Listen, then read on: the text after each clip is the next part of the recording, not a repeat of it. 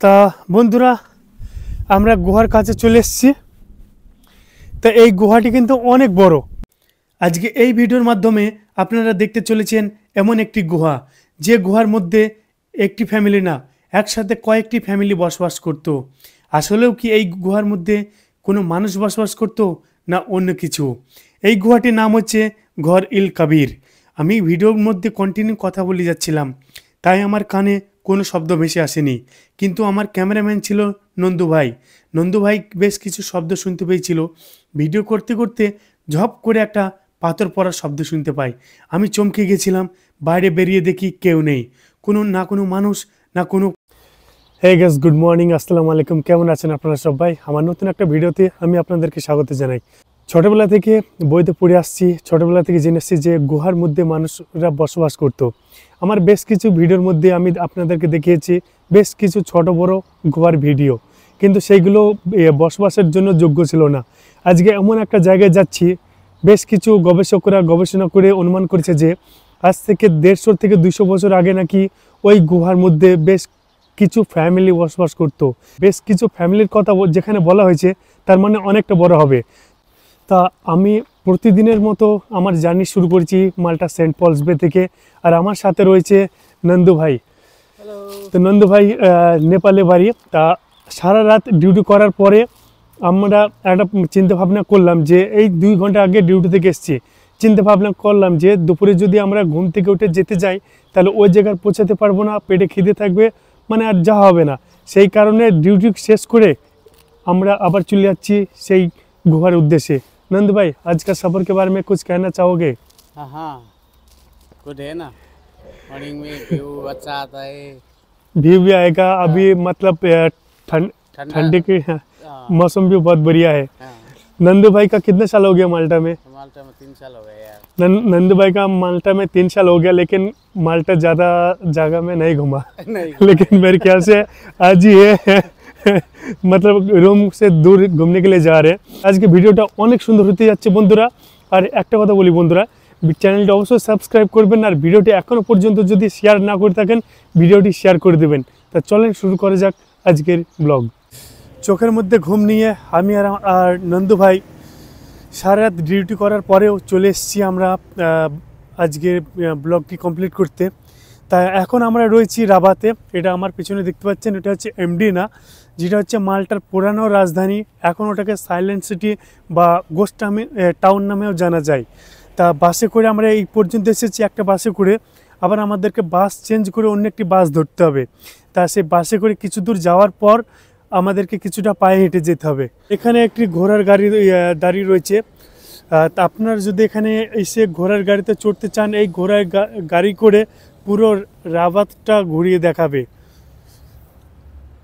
তা আমার পিছনে দেখতে পাচ্ছেন বন্ধুরা সেই রাবাত, মাল্টার পুরানো রাজধানী। আর আমরা এখন রয়েছি রাবাতের সামনে একটি পার্কে। পার্কটি দেখতে পাচ্ছেন অনেক সুন্দর, আর বাচ্চাদের খেলার জন্য বিভিন্ন ধরনের জিনিস রয়েছে। আর এখানে দেখতে পাচ্ছেন পরিষ্কার পরিচ্ছন্ন জায়গা। আমরা বাসের জন্য ওয়েট করছি, 8:30টার সময় বাস, আর এখন হয়তো বাজে 8টা 5-10। আমাদেরকে এখন হয়তো 20 মিনিট ওয়েট করতে হবে।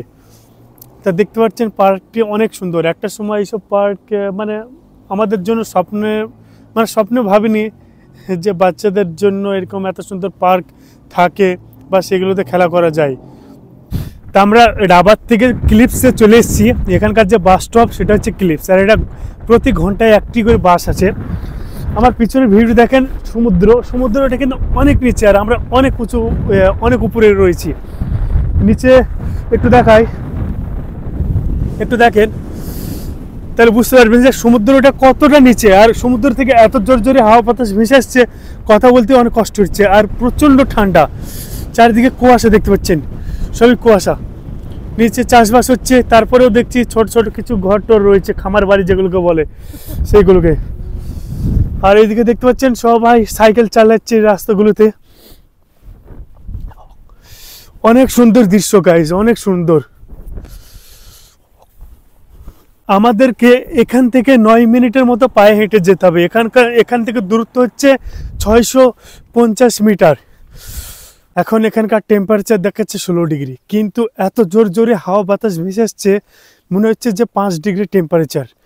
কারণ আমার মনে পড়ছে আমি 1 বছর আগে সকালবেলায় ইটালি থেকে ফেরার পথে তখন 5 ডিগ্রি টেম্পারেচার ছিল, যেরকম ফিল হচ্ছিল সে ঠিক এখন ফিল হচ্ছে। আমার ভিতরে একটা মোটা পড়ে আছি, বাইরে পড়ে আছি, তারপরেও আমার মানে হাড়গুলো কাঁপছে।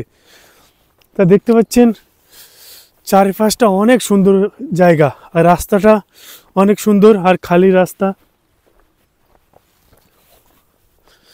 আমরা এখন যে জায়গাটিতে রয়েছি এটা একটা হলো মাল্টার মাঠঘাট বলতে পারেন। কিছু কিছু জায়গায় চাষবাস হচ্ছে, আর এখানে আপনি যে কোনো জায়গায় গেলে পারে দেখতে পাবেন যে অলিভ গাছ থাকবেই, কারণ মাল্টার যে কোনো প্রান্তে যাবেন অলিভ গাছ আপনি দেখতে পাবেন। তো এইসব জায়গায় বেশ মোটামুটি চাষবাস হয়, কিন্তু আমাদের দেশের মতো চাষবাস হয় না, কারণ এখানকার মাটি দেখতে পাচ্ছেন এগুলো কিন্তু পাথর, তাই এই পাথর কেটে কেটে কিন্তু এদেরকে চাষ করতে হয়। আমরা এখন অনেক শুনশান এরিয়াতে চলে এসেছি, আশেপাশে সেরকম লোকের বসবাস নেই, মাঝে সাঝে 2-1টা ছোটোখাটো খামার বাড়ি দেখতে পাচ্ছি। আর এইদিকে পাহাড়ি এরিয়া, যে কারণে সেরকম কোনো চাষবাস করা হয় না। তা আমরা সেই গুহাটির অনেক কাছাকাছি চলে এসেছি। কি সুন্দর দৃশ্য, মানে কি বলবো যাবো আমি, এত সুন্দর দৃশ্য, তারপরে এরকম সুন্দর ওয়েদার। এখানে যে ঘাসগুলো দেখছেন এগুলো এখন কিন্তু সবই সবুজ, কারণ এখানে শীতের সময় বৃষ্টি হয় আর ওয়েদার ঠান্ডা থাকার কারণে এখানে ঘাস পাতা জন্মায়। গরমের সময় যদি আসেন এইগুলো দেখবেন শুধু শুকনো খড়, সব শুকিয়ে যাবে, একটা সবুজ ঘাস আপনি খুঁজে পাবেন না এইসব জায়গায়। এই যে কাটা দেখতে পাচ্ছেন, পাথরের সাইডে সাইডে কাটা রয়েছে, এইটা কিন্তু কেউ সঠিকভাবে অনুমান করতে পারেনি যে এইখানে এইগুলো কি কেন কাটা হয়েছে। কেউ কেউ বলে আবার যে এখানে সেই গরু ঘোড়ার গাড়ির চাকার মানে যাতায়াতের কারণে এই রাস্তাটি এরকম হয়েছে, মানে সঠিকভাবে কেউ বলতে পারেনি যে এটা কেন এরকম হয়েছে। তা বন্ধুরা আমরা গুহার কাছে চলে এসেছি। তা এই গুহাটি কিন্তু অনেক বড়, ভিতর দিকে ঢুকতে হবে, তার জন্য আমাদেরকে ঘুরে যেতে হবে। নন্দু ভাই উধার সে চলো।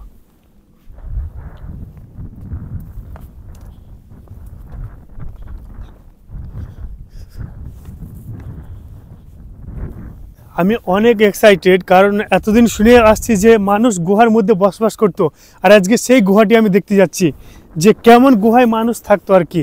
সেখানে হয়তো গেলে কোনো চিহ্ন হয়তো পাবো, কারণ এটা অনেক দিনের কথা, অনেক মানুষ এসছে আমাদের আগে, তার হয়তো কোনো চিহ্ন না থাকতেও পারে, তারপর খোঁজার চেষ্টা করব, কারণ এটা আজ থেকে 1.5 থেকে 200 বছর আগে মানুষ বসবাস করতো। তা প্রথম গুহাটি আমি আপনাদেরকে নিয়ে গিয়ে দেখাই। এখানে পুরো সিঁড়ির মতো করা রয়েছে,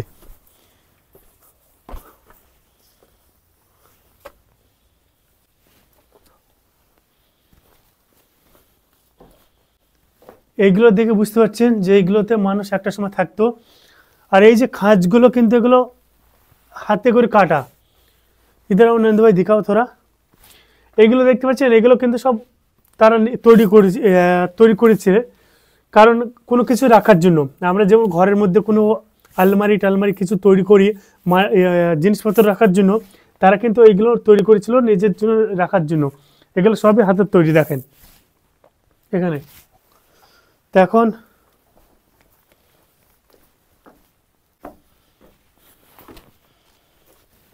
এই যে দেখতে পাচ্ছেন এইগুলো দিয়ে হয়তো কোনো কিছু ওরা বেঁধে রাখতো বা কোনো জিনিসপত্র রেখে দিত। এগুলো সবই কিন্তু মানুষের তৈরি, কেটে কেটে তৈরি করা। তো এইরকম গুহায় তারা থাকতো। এখানেও একটা কিছু খাঁজ করে রাখা হয়েছে, দেখেন এগুলো সবই কিন্তু তাদের হাতের তৈরি। তো এখানে একটা গুহা দেখলেন, এবার আমরা যাচ্ছি অন্য গুহাটা ঘুরতে।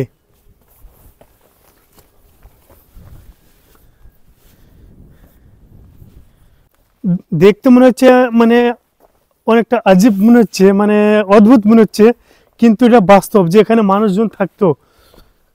কারণ আজ থেকে 150-200 বছর পর এই জায়গাটির রূপ অনেকটা চেঞ্জ হয়ে গেছে। দেখতে পাচ্ছেন এখন আমি যে দিকে যাচ্ছি, দেখেন এটা একটা গুহা। ভাই আমি তো ভয় পেয়ে গেছিলাম এই সামনে কালো পাথরটার দিকে। দেখেন একটু অন্ধকার, हाथे कोनो लाइट नहीं। कैमरे में आ रहे हैं ना नंद भाई, मेरे पास कोई लाइट नहीं है नहीं क्या, तो देख फ्लैश ऑन करो नंद भाई।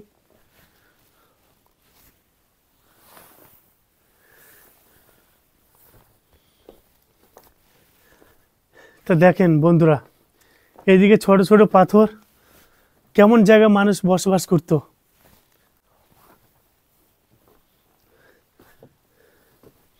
আর এইটার ভিতর দিয়ে এখন আমি যাচ্ছি অন্য সাইডে। অনেক সাবধানের সাথে আসতে হবে নন্দু ভাই, ঠিক আছে?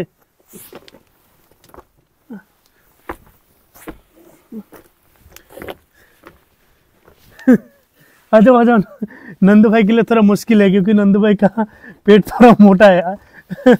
संभल के नंदू भाई, हाँ गिरो मत। মানে বুঝতে পারছেন আমরা কোন গুহার ভিতরে আছি।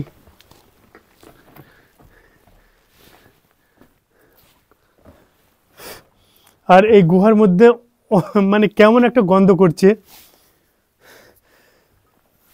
বাইরে থেকে দেখলে মনে হবে যে এই এর ভিতরে এরকম একটা গুহাই নেই, দেখে বোঝা যাচ্ছে না কারণ সবকিছু কেন একটা ঘেরা রয়েছে। দেখেন আর এইদিকে কত মানুষের পায়ের ছাপ দেখতে পাচ্ছেন, প্রচুর মানুষ সেখানে ঘুরে দেখে গেছে। আর উপরে দেখেন সব কালো কালারের, আমার মনে হচ্ছে কালি। এইগুলো হয়তো এমন হতে পারে যে সেই সময় মানুষ তারা খাবারটা আবার এখানে বানাতো, যে কারণে এই কালো কালিগুলো দেখতে পাচ্ছেন। তাহলে আনন্দ ভাই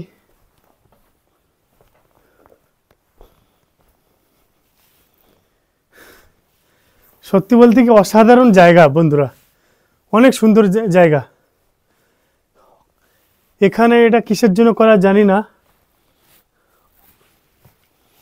আমি এখন এইটার ভিতর দিয়ে যাব। আবার এই দিকে দেখেন আর একটা, এই কারণে বলা হয়েছে যে এখানে কয়েকটা ফ্যামিলি বসবাস করতো। इधर से जा सकते हैं।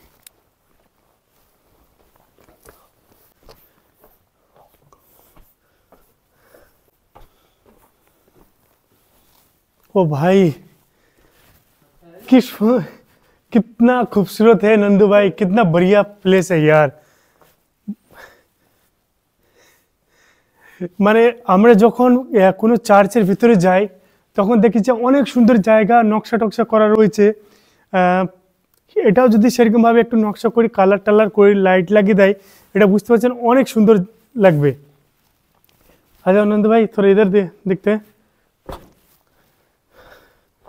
তো এখানেও দেখতে পাচ্ছেন, হয়তো জানি না পাথরের উপর তারা কিভাবে ঘুমাতো, কোনো কিছু হয়তো ছিল। আর এখন এটা মানে সেপারেট একটা রুম, কারণ সেই সময় তারা আলাদা আলাদা রুম করে নিয়েছিল, নিজের পার্ট ভাগ করে নিয়েছিল। তা দেখতে পাচ্ছেন ভাই কেমন জায়গায় আমরা ঘুরছি। দেখেন এখানে অনেক মোটা মোটা পাথর, তারপরেও সেই সময় যারা গোয়াতে বসবাস করতো তারা অতটা মানে বড় ভালো। किसका साउंड है? अरे नंद भाई मैं तो डर गया यार, मैं सोचा पत्थर कहाँ से गिरा। তো এইখানে মানে যারা থাকতো তারা অতটা ভালো কিছু আশা করতো না। মানে এটা বন্ধুরা হয়তো আমাদের গ্রামগঞ্জে যারা গরিব মানুষ তাদের জন্য মাথার ছাদের ঘর কিন্তু পাওয়া অনেক সৌভাগ্যের ব্যাপার হয়ে ওঠে। আর এইসব গুহায় যারা বসবাস করতো তাদের জন্য তো দেখতে পাচ্ছেন একটা সুন্দর ছাদ। এখানে হয়তো বৃষ্টি পড়ার সম্ভাবনা রয়েছে, তারা সেরকমভাবে বৃষ্টিটাকে পাশ কাটিয়ে দিত। আর নিজের পার্ট ভাগ করে নিচে এক একটা রুম, এক এক সাইডে এক একটা ফ্যামিলি থাকবে। তাই এখানে কয়েকটা ফ্যামিলি বসবাস করতো। আর দেখতে পাচ্ছেন তাদের কোনো খরচা করতে হতো না, ঘরের জন্য খাবার জোগাড় করে নিয়ে আসেন, এখানে কুক করুন আর খান। তো এখন আমরা যাচ্ছি অনেকটা সাইডে। আমি এখানে নামার আগে একটি দেখেছিলাম গুহা, সেটা ওখানে একটা ফ্যামিলি বসবাস করতো, মানে যারা বড় তারা বড় জায়গাতে বসবাস করতো, যাদের ফ্যামিলি ছোট তারা ছোট জায়গায় বসবাস করতো। এখানে একটা ফ্যামিলি বসবাস করতো, তার জন্য এটা যাওয়ার রাস্তা। এই দিকে একটা দেখেছি, সেটা ওখানে একটা ফ্যামিলি বসবাস করতো, আর এই সাইডে একটা রাস্তা, এইদিকে আর একটা ফ্যামিলি বসবাস করতো। তারপরে ওর ভিতরে ছোট ছোট ঘর আলাদা করে রাখা হয়েছে। এখন আমি অন্য একটি গুহাতে যাচ্ছি,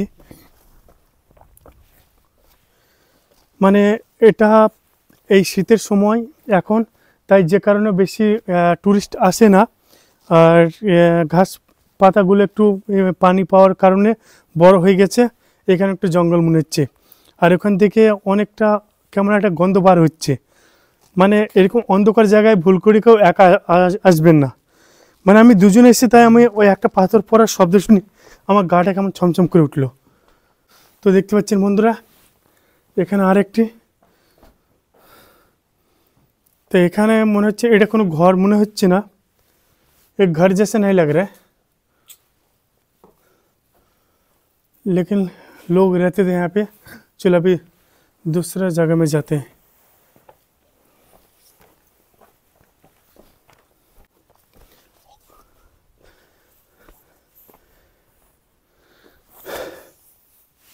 आ जाओ। তো যাই হোক, এখানে আসলে আপনাকে শুজ পরে আসতে হবে, আর কেউ যেন একা আসবেন না।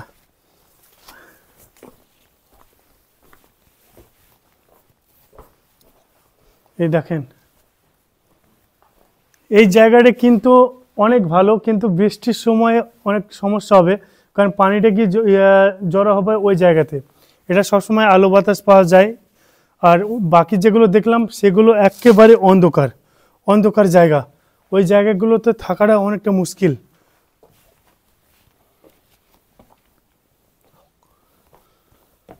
দেখতে পাচ্ছেন, সত্যি বলতে কি অনেক সুন্দর জায়গা, অনেক সুন্দর গুহা। এটা মানে কি টাকা দিয়ে হয়তো এর মানে অনেক জায়গায় মানুষ ঘুরে, কিন্তু এইসব জায়গাগুলোর ব্যাপারে খুব কম মানুষই জানে। আর এইগুলোতে আসতে গেলে আপনাকে একটা গ্রুপ নিয়ে আসবেন, বা সাথে 2-4 জন আসবেন, অনেক সুন্দর জায়গা, অনেক এনজয় করবেন।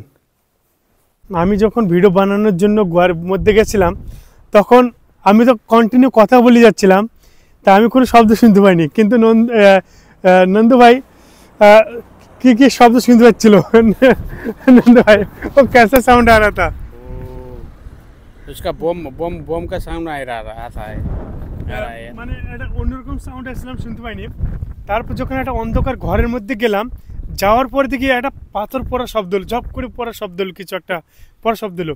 কিন্তু আমি তখন থমকে গেলাম, আমার শরীরটা চমকে উঠলো, মানে সে গাটা শিউরে ওঠে না সেরকম, কারণ একটা অন্ধকার ঘরের মধ্যে এরকম একটা গুহার মধ্যে আছেন, আর এরকম একটা শব্দ শুনতে পাচ্ছেন। তারপরে আমি তো মানে সে কী বলো, আমার গাটা ছমছম করছিল, আমি কেমন একটা ভয় পেয়ে গেছিলাম হালকা। বাইরে বার হয়ে দেখি যে কোনো লোকজন নেই, কেউ নেই, জানি না ওটা কিসের শব্দ ছিল। তাই আমরা ওখান থেকে ওটা ঘোরার পর চলে এসেছি। তখন বাস স্ট্যান্ডে ওয়েট করছি, এটা হচ্ছে ক্লিপস বাস স্টপ। আর কেউ যদি আসতে চান রাবাত থেকে এখানে বাস ধরে আসতে হবে, 201 নম্বর বাস ধরে আসতে হবে ক্লিপস বাস স্টপে। তো এখান থেকে আপনাকে হয়তো 8-10 মিনিট হেঁটে যেতে হবে। তা এখন আমরা আবার সেই রাবাতে যাচ্ছি, রাবাত থেকে আবার সে বুঝিবা যাব। তা যাই হোক বন্ধুরা, আপনাদের হয়তো ভিডিওটি ভালো লেগেছে, ভালো লেগে থাকলে অবশ্যই চ্যানেলটি সাবস্ক্রাইব করবেন, আর বেল আইকনটি দাবি দেবেন, আর ভিডিওগুলো অনেক পরিমাণে শেয়ার করবেন। ভালো থাকবেন, আল্লাহ হাফেজ, চাও, বাই।